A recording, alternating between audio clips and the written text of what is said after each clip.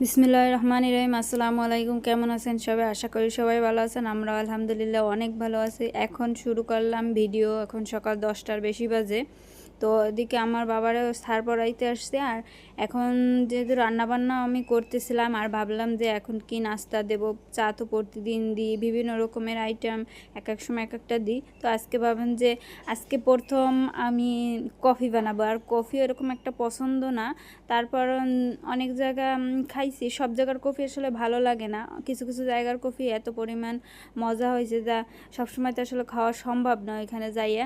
তো এখন আমি কফি একটা কিনলাম 450 না কয় টাকা দিয়ে এরকমের। আর এখন আমি কফি বানানোর মানে ইউটিউবে দেখলাম কিছু কিছু, আর এখন দেখি কিভাবে কি বানাইতে পারি, ভালো মতো হয় কিনা। যেহেতু প্রথম আমি এখন বানাবো, ভালো নাও হইতে পারে। আসলে বানাইতে বানাইতে তো একটা এক্সপিরিয়েন্স হয়। তো প্রথম যেহেতু বানাবো আপনাদের সাথে ভাবলাম একটু শেয়ার করে, আপনারাও কমেন্ট করে বলবেন কীরকম কি হয় বানানো। আর অবশ্যই সাথে থাকুন, শেষ পর্যন্ত ভিডিওটা দেখবেন, আর দেখে কমেন্ট করে বলবেন কেমন হয়েছে, বানানো পারফেক্ট হয়েছে কি না, কীভাবে করতে হবে তাও।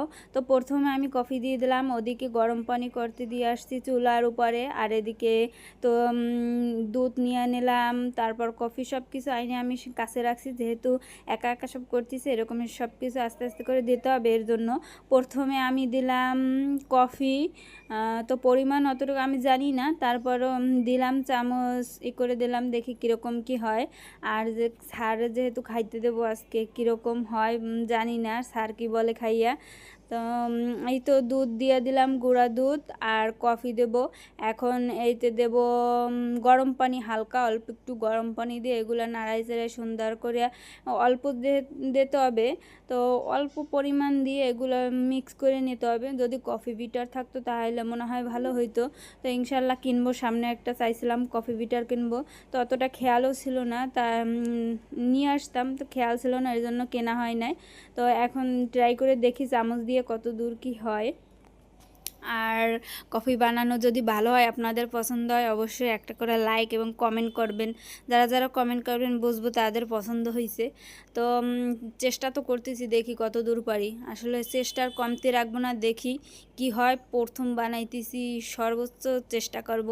এর ভিতরে আমি গরম পানি আইনে কাছে রাখছি, তো অল্প একটু সবগুলোই দিয়ে দিলাম। আর আমরা 3জন মানুষ, আমার বাবা স্যার আমি 3জনই খাবো। আমিও ট্রাই করব, দেখি আমি কীরকম বানাইছি। যদি আমি ট্রাই না করি তাহলে তো যাদের দেবো আসলে তাদের খারাপ লাগলে কিন্তু অনেকেই বলে না যে ভালো হয়েছে বা খারাপ হয়েছে, অনেকেই বলে না। আবার অনেকেই বলে যে এটা ভালো হয় নাই। আসলে যে বানায় সে তো আসলে চেষ্টা করে ভালো করার জন্য, এটা না বলাই উত্তম, ভালো। যাই হোক, আমরা কখনো এরকম করি না। কখনো কোথাও গেলে যেরকমই খাই, মাশাআল্লাহ আলহামদুলিল্লাহ, সে তো অবশ্যই চেষ্টা করে ভালো করার জন্য। আর আমি দেখেন প্রথমে মিশাই নিলাম সুন্দর করে, তারপর গরম পানি দিয়ে এখন আবার সুন্দর করে নাড়াই চেড়াইয়া একেবারে করে নেব। তো কফি বিটার থাকলে মনে হয় একেবারে এটা মিক্স করে একেবারে সাদা কালারের, হালকা ব্রাউন কালারের হয়ে যায়। আর চামচ দিয়ে প্রথমেও তারপরও আমি চেষ্টা করতেছি। আর এদিকে তো আমার বাবা এসে মনে হয় একটু দেখে গেছে যে কীরকম কি আমি বানাই। ও ভাবছে আজকে কফি খাবে, আমার বানাই দিতে বলছিল, আমার খেয়াল নাই। তো এদিকে দেখেন আমি কি কাণ্ড ঘটাইছে। কফি বানাইতে যাইয়ে প্রথমেই চিনি দিতে আমার মনে নাই।